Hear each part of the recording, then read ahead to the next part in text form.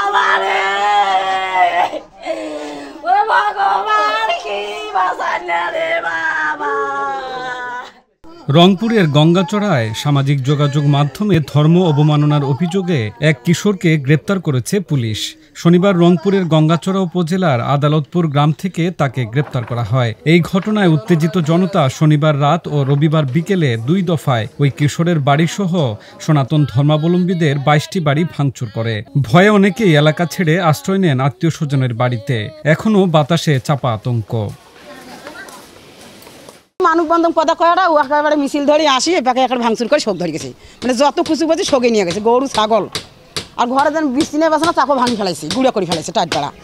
তা আমরা এখন তার শাস্তি চাই আর আমার দায় চাই। আমাদের ডিসি স্যার আসছিল, এসপি স্যার আসছিল, ইউনো স্যার সবসময় আসে। হ্যাঁ, উনি রাত পর্যন্ত 2টা, 2:30, 3টা পর্যন্ত এখানে থাকি যায়। উনি মোটামুটি আমাদেরকে হেল্প করতেছে, সহযোগিতা করতেছে।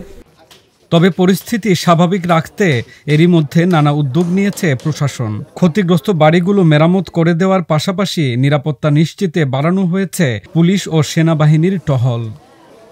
বাড়িগুলো বর্তমান টিউনো স্যার বর্তমানে সবকিছু দিচ্ছে। কালকে আমাদেরকে চাল দিচ্ছে, টিন দিচ্ছে, আজকে খিল দিচ্ছে, কাঠ দিচ্ছে, সবকিছু দিচ্ছে। ওরা যে লেবার যে ধরছে লেবারও পয়সা দিচ্ছে, সবকিছুই। এটা সবাই মিলে আমরা আমাদের এলাকার লোক সবাই চাইছি যে এটারও বিচার হওয়া উচিত। তা বিচার ওরই হবে, কিন্তু আমাদের এতগুলো লোকের যে ক্ষতি এটা কিভাবে হইল এটা তো আমরা ধারণা করি নাই। উপজেলা নির্বাহী কর্মকর্তা জানান, এখন পরিস্থিতি স্বাভাবিক রয়েছে এবং অপরাধীদের ধরতে তাদের পক্ষ থেকে সব ধরনের ব্যবস্থা নেওয়া হয়েছে। এখানে আমরা পুনর্বাসনের যে কার্যক্রম সেটা আমরা শুরু করেছি। এখানে প্রতিটা ঘরেই আজকে নতুন টিন সহ তাদের দৈনন্দিন প্রয়োজনীয় সকল জিনিসপত্র দেওয়া হচ্ছে, খাদ্যদ্রব্য দেওয়া হয়েছে এবং এর মাধ্যমে আপনারা দেখতে পাচ্ছেন যে প্রতিটা পরিবারই এখানে অবস্থান করছে, তাদের নিজ ঘরগুলো গুছিয়ে নিচ্ছে।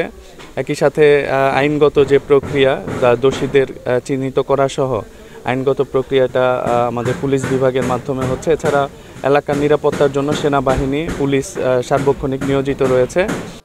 পুলিশ জানায়, হিন্দু পরিবারগুলোর ওপর হামলার ঘটনায় মোট 12টি বাড়ি ক্ষতিগ্রস্ত হয়। এই বাড়িগুলোতে 22টি পরিবার বসবাস করত।